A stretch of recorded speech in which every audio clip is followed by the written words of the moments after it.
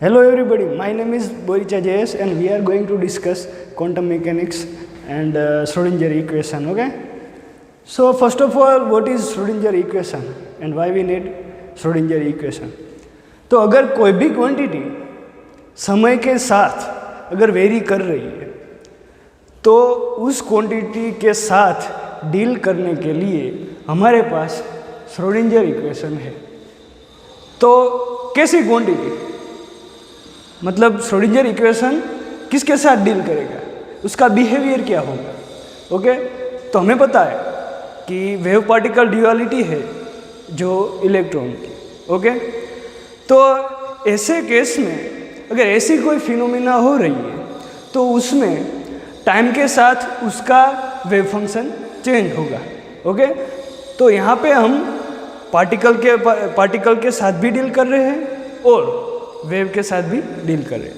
तो इसलिए Schrödinger equation is the most important equation, okay, in quantum mechanics.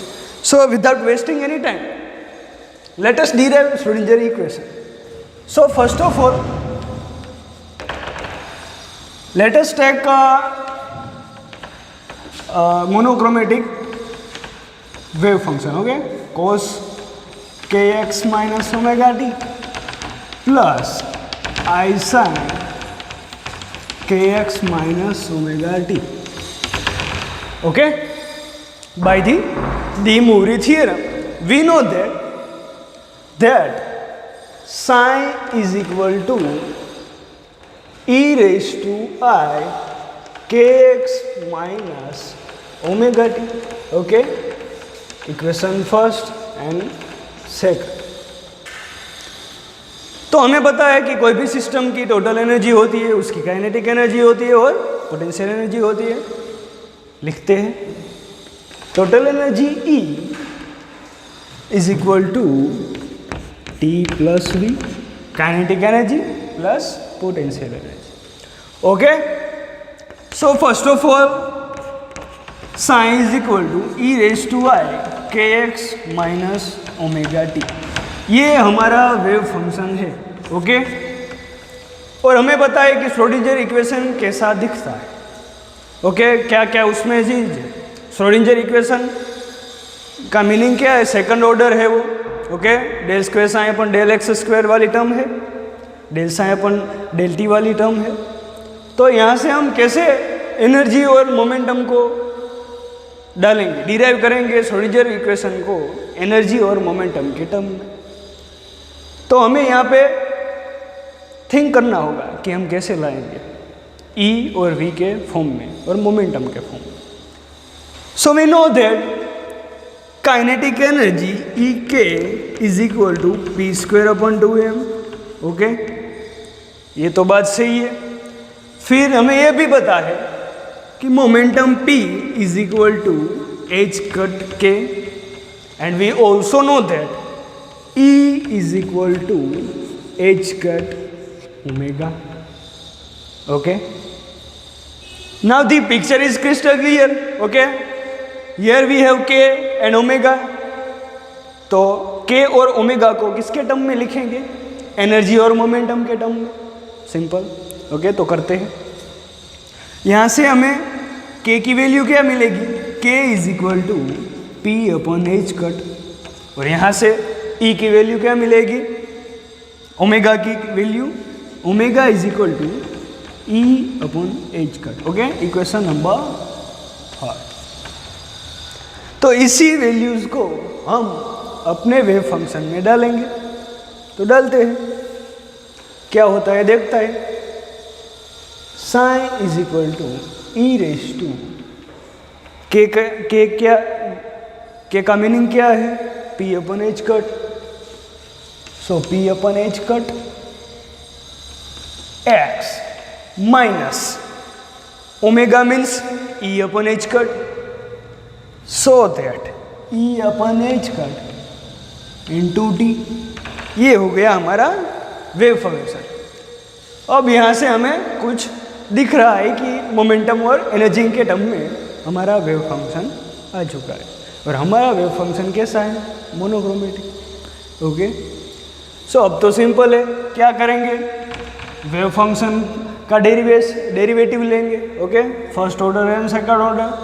तो so del psi upon del X क्या होगा, E raise to Y P upon H cut X minus E upon H cut T into I P upon H cut. Okay, second derivative लेते हैं। तो second derivative क्या होगा, del square psi upon del X square is equal to E raise to Y P upon H cut X minus E upon H cut T into क्या होगा, I square P square upon H cut square. Okay, और हमें पता है आई square की value क्या आती है, -1। ओके, और ये तो हमारा वेव फंक्शन ही है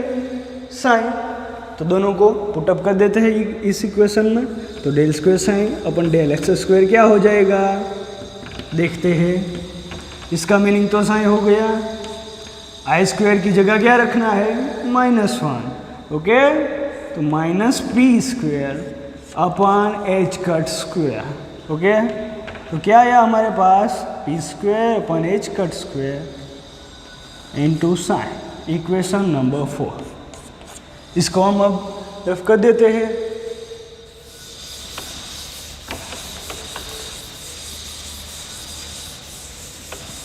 तो हमारे पास इक्वेशन नंबर 4 आ गया। अब क्या करेंगे, हमारा जो ओरिजिनल वेव फंक्शन है psi is equal to E raise to I P upon H cut X minus E upon H cut T, उसको हम क्या करेंगे, विथ रिस्पेक्ट टू टाइम हमें उसका डेरिवेटिव लेना है। तो लेते हैं E raise to I P X upon H cut minus E T upon H cut into minus E upon H cross और कट। तो इसका मीनिंग क्या हो गया, E psi upon H cut. Okay, simple है, ये आई तो आई भी आएगा। ओके, क्योंकि ये यहाँ पे मल्टीप्लिकेशन में था। तो यहाँ पे देखिए हमारे पास क्या है, del square psi upon del X square is equal to minus P square upon H cut square psi. यहाँ से हम पी स्क्वायर की वैल्यू निकालेंगे। तो यहाँ से पी स्क्वायर की वैल्यू क्या आएगी, del square psi upon del X square is equal to minus P square psi upon H cut square. यहाँ से पी स्क्वायर को P square is equal to H cut square minus upon psi. Okay, P square यहाँ पे क्या आ जाएगा, del square psi upon del X square, equation number 5। Okay, अब आपको याद होगा हमने यहाँ पे एक इक्वेशन लिखा था टोटल एनर्जी का, वो क्या था, E psi is equal to P square upon 2m plus V. Okay, तो ये तो अभी सिंपल हो गया, क्या करना है, पी स्क्वायर की वैल्यू यहाँ पे डालनी है। ओके, और हमें पता है कि श्रोडिंगर इक्वेशन है S psi is equal to E psi. Okay, तो यहाँ पे ये जो हमारा टोटल एनर्जी है, टोटल एनर्जी का इक्वेशन, उसको हम साइन से मल्टीप्लाई करेंगे तो श्रोडिंगर इक्वेशन बनेगा। तो करते हैं, तो क्या मिलेगा हमें, E psi is equal to P square psi upon 2m plus V of psi. आगे लिखते हैं, अभी तो शायद सिर्फ सिंपल ही है, सिर्फ पी स्क्वायर और मोमेंटम ऑपरेटर उसे बोलते हैं, मोमेंटम ऑपरेटर, उसकी वैल्यू हमें रखनी है। तो यहाँ पे पी स्क्वायर की जगह हमें क्या रखना है, ये वैल्यू। ओके, तो ई यहाँ पे E psi is equal to P square की वैल्यू क्या है, minus H cut square upon psi, minus H cut square upon psi into psi upon 2m plus v of psi, simple. So that E psi is equal to minus H cut square upon 2m, और यहाँ पे हम एक बात भूल गए हैं, del square psi upon del X square रखना था यहाँ पे. ओके,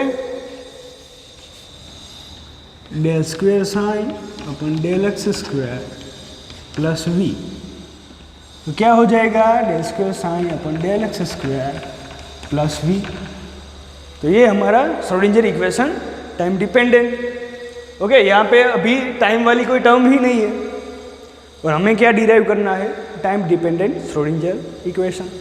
ओके, तो यहाँ से हम एनर्जी की वैल्यू फाइंड कर सकते हैं.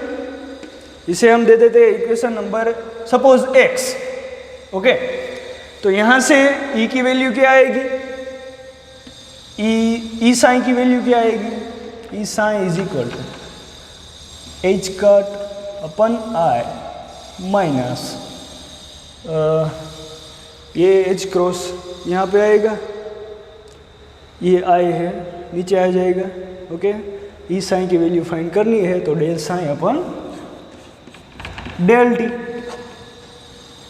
और हमें पता है कि -1 का मीनिंग क्या होता है, आई स्क्वेयर. ओके, तो यहाँ पे आई स्क्वेयर रखेंगे तो I square upon I H cross del psi upon del T, तो ये क्या हो जाएगा, I H cut del psi upon del T, और ये हमारा हो गया श्रोडिंगर का एनर्जी ऑपरेटर. तो ई साइन की जगह बस यही रखना है. So I H cut del psi upon del T is equal to minus H cut square upon 2m del square psi upon del X square plus v. तो दोस्तों ये हमारा हो गया Schrodinger time dependent Schrodinger equation. Okay, thank you.